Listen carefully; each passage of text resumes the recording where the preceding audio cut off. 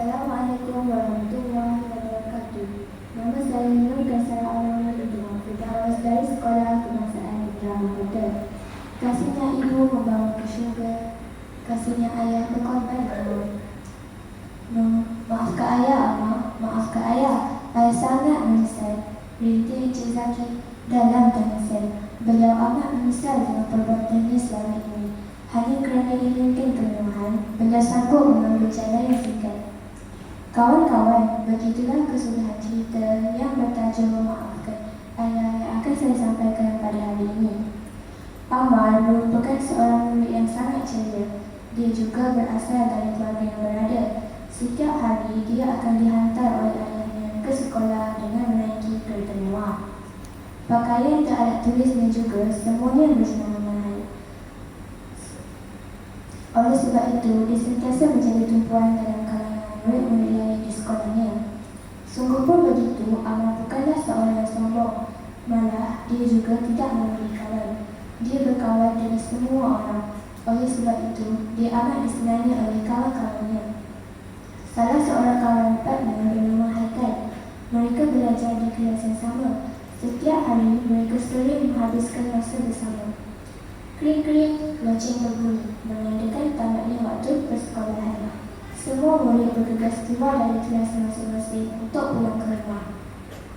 Ahmad dan Haikal pula berjalan beriringan keluar dari kelas untuk pulang ke rumah.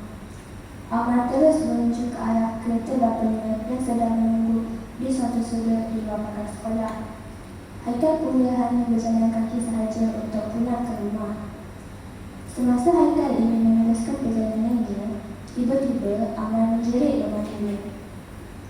Haikal, jomlah naik kereta dengan aku, ajak Ahmad.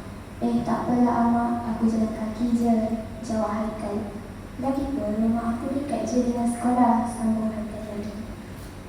Ahmad yang tidak mahu mendengar alasan Haikal, lantas turun dari kereta.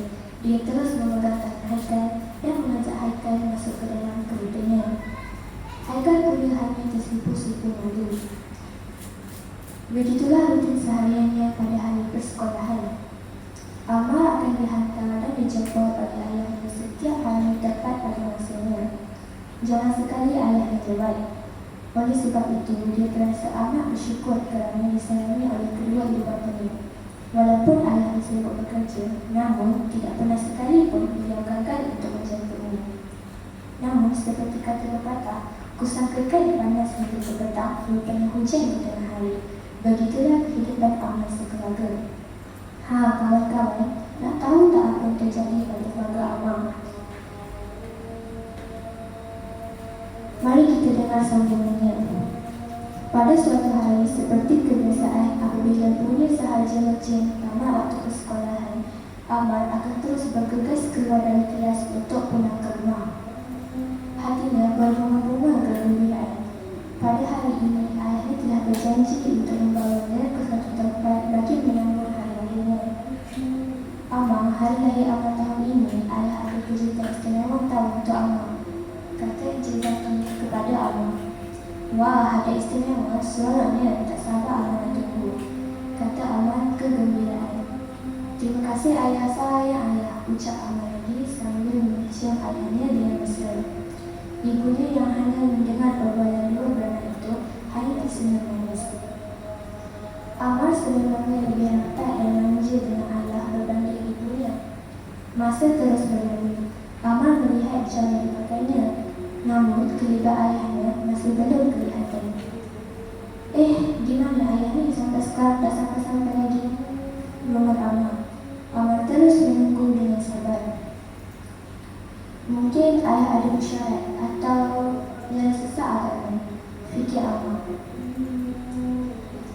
Selang beberapa minit, sebuah kenderaan berhenti di hadapan Amal. Maka keluarlah pemilik kenderaan tersebut. Cikgu, sapa Amal apabila melihat guru kelasnya itu. Amal, mari saya hantarkan kamu pulang. Hari ini ayah kamu tidak dapat ambil kamu, jelas guru kelasnya itu dengan panjang lebar. Tapi kenapa cikgu? Tanya Amal kehairannya. Tak apa, nanti apabila sampai di rumah, kamu akan tahu jawapannya, kata guru kelasnya itu dengan nada yang agak sayu. Baiklah, terima kasih cikgu, ucap Amar, lalu masuk ke dalam kereta milik guru kelasnya itu. Apabila sampai sahaja di rumah, kelihatan sebuah kereta pihak berkuasa yang tertulis Suruhanjaya Pencegahan Rasuah Malaysia di hadapan rumahnya. Amar terus menoleh ke arah ibunya. Dia melihat ibunya sedang menangis teresa-esa. Ibu, kenapa ni ibu? Mengapakah ibu menangis? Soal Amar bertanya-tanya. Kenapa ayah tak datang jumpa Amar? Sambung Amar lagi. Kelihatan sosok tubuh seorang lelaki yang tangannya sedang digali. Amar terkejut melihat keadaan ayahnya sedemikian. Dia terus berlari mendapati ayahnya dan memeluknya dengan erat. Ayah, kenapa dengan ayah? Tanya Amar sambil menangis teresa-esa. Lepaskan saya, cik, pinta Amar. Ibunya hanya mampu melihat dalam keadaan kesedihan. Maafkan ayah, Amar. Maafkan ayah. Ayah sangat menyesal, bintik Encik Zaki dalam tangisan. Beliau amat menyesal dengan perbuatannya selama ini. Hanya kerana inginkan kemewahan, beliau sanggup mengambil jalan yang singkat. Akhirnya, ayah Amar telah ditahan oleh Suruhanjaya Pencegahan Rasuah Malaysia selepas dipercayai terlibat dalam kes rasuah dan pecah amanah. Begitulah seperti kata pepatah, kusangkakan panas, sesal dulu pendapatan, sesal kemudian tidak berguna. Sejak kejadian itu, kehidupan Amar sekeluarga turut berubah. Amar yang dahulunya seorang murid yang ceria, kini lebih suka menyendiri. Begitulah kesudahan cerita yang bertajuk Maafkan Ayah. Pengajaran daripada cerita ini ialah janganlah sesekali kita bersikap tamak, kerana akhirnya akan merugikan diri sendiri. Sekian, terima kasih.